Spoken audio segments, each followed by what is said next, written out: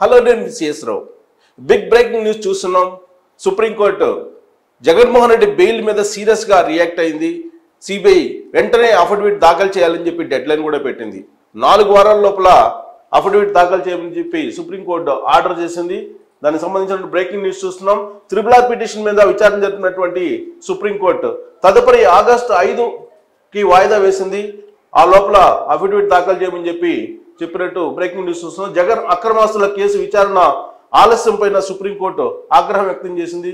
Jagan అక్రమాస్తుల case విచారణ ఎందుకు ఆలస్యం అవుతుందని చెప్పి ప్రశ్నించింది. 4 వారాల లోపల అఫిడవిట్ దాఖలు చేయండి అని చెప్పి సుప్రీంకోర్టు చెప్పింది. రాజకీయ కారణాలతో విచారణ ఆలస్యం కాకూడదంటూ సుప్రీంకోర్టు కూడా చురుకులో వేసినటువంటి బ్రేకింగ్ న్యూస్ మనం చూస్తున్నాం. దీని మీద మరింత విశ్లేషణ అందించడానికి AP bar council member Muppalla Subbarao garu ప్రస్తుతం ఫోన్ లైన్ లో ఉన్నారు. నమస్తే అండి. నమస్తే అండి. సరే, వాళ్ళ సుప్రీంకోర్టు అయితే ఒక సీరియస్ గా రియాక్ట్ అయినట్టు అనుకోవచ్చా? జగన్మోహన్ రెడ్డి బెయిల్ రద్దు కానీ లేదంటే ఈ ట్రాన్స్ఫర్ ఆఫ్ కేసు కానీ వీటి మీద ఒకటండి, ఆల్రెడీ గతంలోనే సుప్రీంకోర్టు ఈ జగన్మోహన్ రెడ్డి గారి మీద ఉన్నటువంటి దాదాపుగా ఈ ఈడీ గాని లేకుంటే సిబిఐ కేసులు గాని తక్షణమే డిస్పోజల్ చేయాలి. హైకోర్టులో కనుక ఏమైనా పెండింగ్ పిటిషన్స్ ఉంటే అన్ని కూడా స్పీడ్గా డిస్పోజల్ చేసి ట్రయల్ కి కావాల్సిన చర్యలు చేపట్టాలి అని చాలా స్పష్టంగా సుప్రీంకోర్టు గతంలో చెప్పింది. కానీ అవి ఆచరణలో వచ్చేటప్పటికి సుప్రీంకోర్టు చెప్పినటువంటి ఆదేశాలని అమలు చేయలేదనేది సుస్పష్టం. అయితే జగన్మోహన్ రెడ్డి గారి మీద ఉన్నటువంటి ఆర్థిక నేరాలకు సంబంధించినటువంటి సిబిఐ గాని ఈడీ గాని కేసులు కలిపి సుమారుగా 20 కేసులు 2012, 2013, 2014 సంవత్సరాల్లో వాటిల్లో ఛార్జ్షీట్ వేశారు. ఛార్జ్షీట్ వేసినప్పటి నుంచి చట్టంలో ఉన్నటువంటి లొసుగుల్ని ఉపయోగించుకొని ఇప్పటి వరకు ఆ కేసులు విచారణకు రాకుండా వివిధ రకాల రూపేణా అడ్డంకులు పెడతా ఉన్నారు. దాన్ని గతంలో కూడా సుప్రీంకోర్టు దృష్టికి వచ్చినప్పుడు సుప్రీంకోర్టు చాలా స్పష్టంగా చెప్పింది. హైకోర్టులో ఎన్నైతే ఈ కేసులకు సంబంధించిన పిటిషన్లు ఉన్నాయో అన్ని కూడా ఇమీడియట్ గా డిస్పోజల్ చేయండి అని చెప్పేసి. సార్ సుబ్బారావు గారు, ఇప్పుడు ఇక్కడ చిన్న వేరియేషన్ ఏంటంటే అప్పుడు ఏంటంటే దేశవ్యాప్తంగా ఉండేటువంటి పెండింగ్ కేసులన్నిటి మీద ఒక సజెషన్ ఇచ్చింది సుప్రీంకోర్టు. కానీ ఇక్కడ రఘురామకృష్ణరాజు చేసిన పిటిషన్ మీద సుప్రీంకోర్టు చాలా సీరియస్ గా జగన్మోహన్ రెడ్డి కేసు మీద పర్టికులర్ గా రియాక్ట్ అయింది. దాన్ని సీరియస్ అనుకోవచ్చా? దాన్ని గతంలో ఇచ్చిన తీర్పు అమలు జరగలేదు కాబట్టి మరలా త్రిబుల్ ఆర్ చేసిన పిటిషన్ లో స్ట్రిక్ట్ డిస్పోజల్ జరగటం లేదు, సంవత్సరాల తరబడి పెండింగ్ లో ఉంటా ఉంది. వీళ్ళు సిబిఐ కూడా ప్రాపర్ గా తన విధులను తాను నిర్వహించడం లేదని ప్రధానమైన ఆరోపణ. ఎందుకంటే సిబిఐ కూడా విచారణ సంస్థ కూడా దానికి సత్వరం పరిష్కారానికి కావాల్సిన చర్యలు చేపట్టాలి. దాంట్లో వాళ్ళ మీద ఏ ప్రభావాలు చూపించేది కానీ ఆ విధంగా తీసుకోవాల్సిన చర్యలు తీసుకోవాలి. అందుకే ఈ రోజు సుప్రీంకోర్టు చాలా స్పష్టంగా చెప్పింది, మీరు 4 వారాల్లో మీరు ఏమి చర్యలు తీసుకున్నారు క్విక్ డిస్పోజల్ కి ఆ విషయ సమాచారం చెప్పమని ఆగ్రహించడానికి కారణం అది. ఆగస్టు 5వ తారీఖు వాయిదా వేసింది సార్. ఇది అఫిడవిట్ ఆ లోపల దాఖలు చేయముంది అంటే సీరియస్ గా ఉన్నట్టేనా?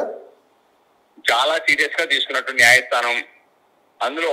ఎందుకంటే ఇటువంటి ఇండికేషన్స్ జగన్మోహన్ రెడ్డి గారి కేసులు మాత్రమే ఇన్ని సంవత్సరాలు జాప్యం జరగడానికి ప్రధానమైన ఈ కారణం చూసిన తర్వాత న్యాయం అనేది పేదోడికి డబ్బున్నోడికి అధికార అంగబలం ఉన్న వాళ్ళకి ఒకటే కాదనే ఇండికేషన్ జనాల్లోకి వెళ్తా ఉంది. అందువల్లనే న్యాయస్థానం మీద అవి సీరియస్ అవడానికి ఒక ప్రధానమైన కారణం. అంతేకాకుండా తెలంగాణ ప్రాంతం నుంచి కూడా ఈ కేసును వేరే రాష్ట్రానికి బదిలీ చేయాలి, వీళ్ళు ప్రభావితం చేస్తారని చెప్పేసి కూడా మరొక పిటిషన్ దాఖలు చేసింది. ఒకేసారి విచారించేసి దీని మీద మీరు చెప్పినట్టుగా నెక్స్ట్ హీరింగ్ డేట్ కి సిబిఐ కూడా పూర్తి ఆధారాలతో వెళ్తుంది. డెఫినెట్ గా ఈ కేసుల సత్వర పరిష్కారానికి కావాల్సిన చర్యలు చేపడతారు. తద్వారా విచారణ ప్రారంభం అవడానికి అవకాశాలు ఎక్కువ ఉన్నాయి. మరొక పాయింట్ ఏంటంటే సార్, సుప్రీంకోర్టు ఈ డెసిషన్ చెప్తూ రాజకీయ ప్రమేయం ఎక్కువైపోయింది ఈ కేసులో అని చెప్పి కూడా ఒక కామెంట్ జడ్జి చేసినట్టు బ్రేకింగ్ న్యూస్ మనకి. దాని మీద ఎలా?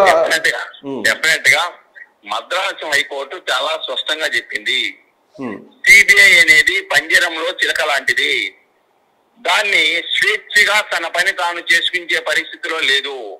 దాంట్లో వాళ్ళ మీద రాజకీయ ప్రభావాలు పడుతున్నాయి. ఎవరు అధికారంలో ఉంటే వాళ్ళు దాన్ని ప్రభావితం చేస్తా ఉన్నారు. అటువంటి ప్రభావితమే ఈ కేసుల్లో కూడా పడ్డాయనేది స్పష్టంగా కనబడతా ఉంది. కాబట్టి సిబిఐ తాను చేయవాలి. ఎందుకంటే ఒకవేళ జగన్మోహన్ రెడ్డి గారు బెయిల్ రద్దు చేయమని ఇంకోటనో పిటిషన్ వేసినప్పుడు కూడా అండి అసలు ఒక ఇన్ఫ్లుయెన్స్ చేస్తామన్నారు, అధికారులు ఇన్ఫ్లుయెన్స్ చేస్తామన్నారు, సాక్షులను ప్రభావితం చేస్తామన్నారు, ముద్దాయిలకు ప్రమోషన్లు ఇస్తామన్నారు. ఇవన్నీ కూడా చాలా స్పష్టంగా రఘురామకృష్ణరాజు గారు సిబిఐ కోర్టులో వేసినప్పుడు సిబిఐ కూడా అతను బెయిల్ రద్దు చేయడానికి కావాల్సినటువంటి కౌంటర్ ప్రిపేర్ చేసుకోవాలి కదా ఈ వాస్తవాలని కూడా.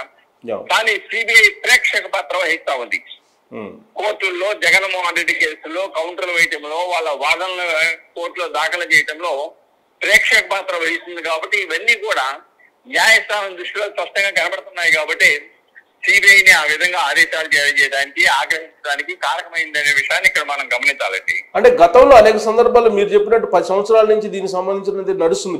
బెయిల్ మీదనే ఉన్నాడు జగన్మోహన్ రెడ్డి. గతానికి ఇప్పటికీ సుప్రీంకోర్టు ఆలోచనలో కానీ సుప్రీంకోర్టు డైరెక్షన్ లో కానీ స్పష్టమైన తేడా కనిపిస్తుందా మీకు?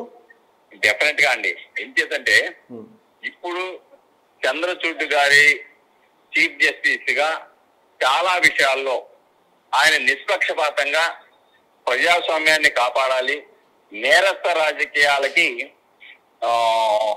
ప్రజలు ప్రభావితం కాకుండా దాని ప్రభావం సమాజం మీద, వ్యవస్థ మీద పడకుండా ఉండడానికి కావాల్సినటువంటి నిష్పక్షపాతంగా ఈ రోజున chief justice of India Chandrachud గారు వ్యవహరిస్తా ఉన్నారు.